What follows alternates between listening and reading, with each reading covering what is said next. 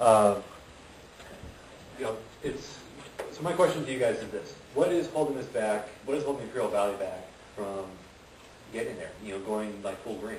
Or what do you guys notice as like the major environmental problems here in the Imperial Valley? Probably the heat. We rely too much on air conditioning and it uses too much power. Well, that's just an environmental climate thing. That's not exactly a problem. I mean, to me, it's an environmental problem is the air quality. Yeah. Asthma. Well, and that's a result of the air quality. Yeah. So, you know, asthma is the number one health problem here in the Imperial Valley. But, you know, it's like when you are driving back from San Diego and you're coming down that mountain, you look out across the Imperial Valley, what do you guys see? What do you guys notice? The haze. Yeah, all the haze and smog. When you look at Google Maps, or look at Google Earth, and you see a picture of Calexico, you can make out, you know, clearly Calexico, but Mexicali is shrouded in a huge smog. You know, there's all this pollution hanging over it. I went to a air pollution control district board meeting, and one of they had a slideshow about air quality, and they said so the major places that pollution comes from is there's two ways it comes up from the Baja, you know, from the Gulf of California up through Mexicali.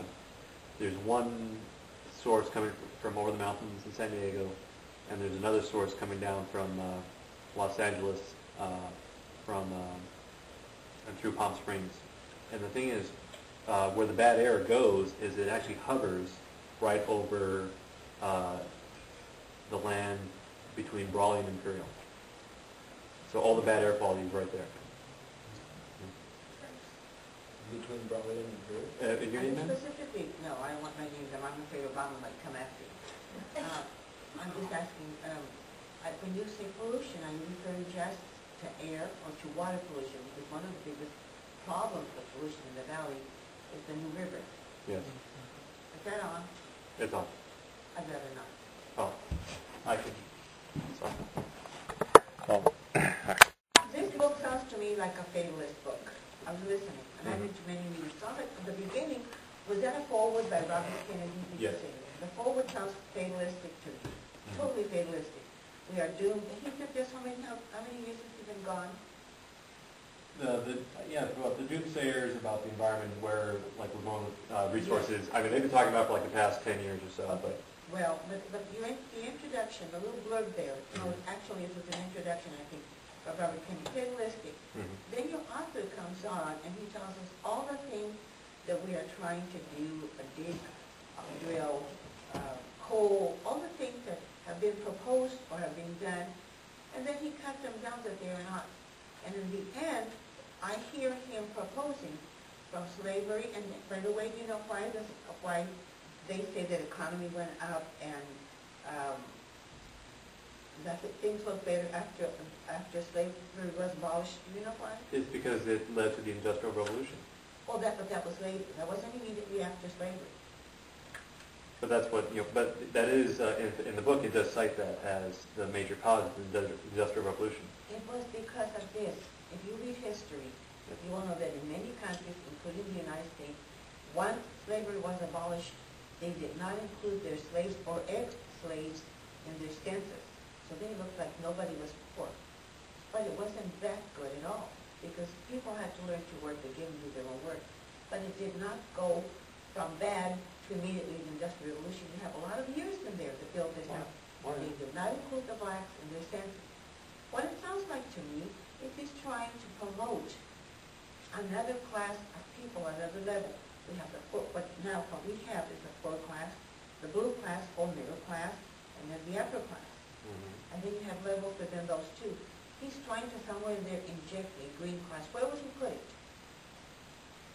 I don't think he's really looking at things as a sort of class or a caste like society. I think it's more because you're going to have people. In India, we call them classes here. Right. Caste in Asia, we call them classes here. Right. Where would he inject this class of middle workers? How many times can you fill in the cracks in your house? How many workers would it take? Then he promotes or suggests felons doing this? Opportunity for, ex-cons to have a, means of gainful I don't employment. want ex-cons in my home. They would be on the roof of your house installing the solar panel, and that was it. And that was it. So, it sounds to me totally keep building up to it, injecting.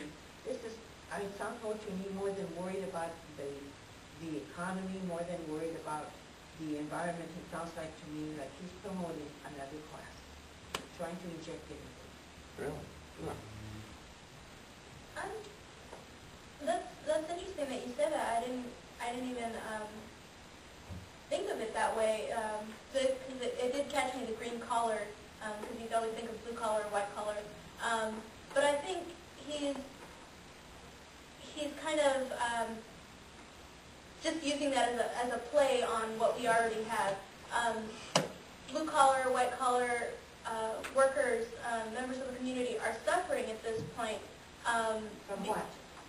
From loss of jobs, and things like that. And I don't think he's necessarily trying to create a new class. He's just trying to provide the classes that we have with other opportunities, other ways to get involved in this whole environmental revolution that he's talking about. He has already created it by calling them the green class. He's not trying to not to or not to.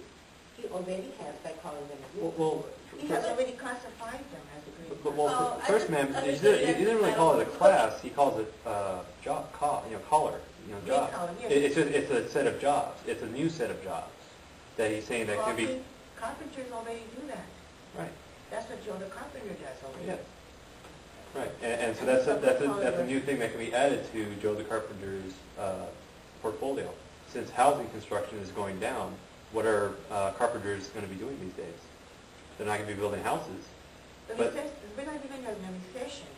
It'll come up, it goes, this is history, it goes down, it goes up. I've been around long enough to know that it goes down and it comes up and it goes down. I've been there several times. And it's never stayed down and it's never stayed up. Simply because, and I hear him promoting, if government did this, if government did that, that's the problem. Too much government. Yeah. And that's what he agrees with as well, that there's too much government involvement. That government is in the way of progress amongst entrepreneurs and businessmen. Exactly. That, basically, this is, in my opinion, supporting the free market economy. But he comes, yes, in phases he does, and then he'll say, if states would do this, and the federal government, and he involves them. He involves them in the coming to or in the coming of age of these new things. So he puts government back into it. Free enterprise. Free enterprise is what we need. Get government out of the way. It's true. I think that's completely right, but I think that there is mention of government, and I just think that's because of such a huge role that government's already played. But I don't know, I felt from what I heard that he's really trying to, and maybe just because I heard the last part of it and hear the beginning, I think he's really trying to give back the power to the people, saying, there are these jobs. It's not this, to do these green jobs, it's not, you don't have to be a scientist or a engineer or anything like that. You can be, just an average citizen working towards a better earth, better environment.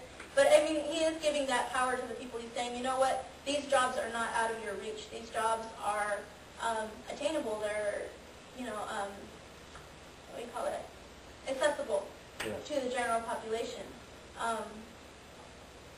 We already have them. I've Right. got people that come and pop my house, put in my windows. Right. But he's just, I think, well, from what I gained from it was that he's letting us know that it's, that those kinds of jobs are green jobs. We don't think about it right now. Right now I don't think about the window guy as, oh, he's doing an environmental service. He's just, replacing my windows. But he's letting us know that these jobs are also, part of this, this move towards a greener environment.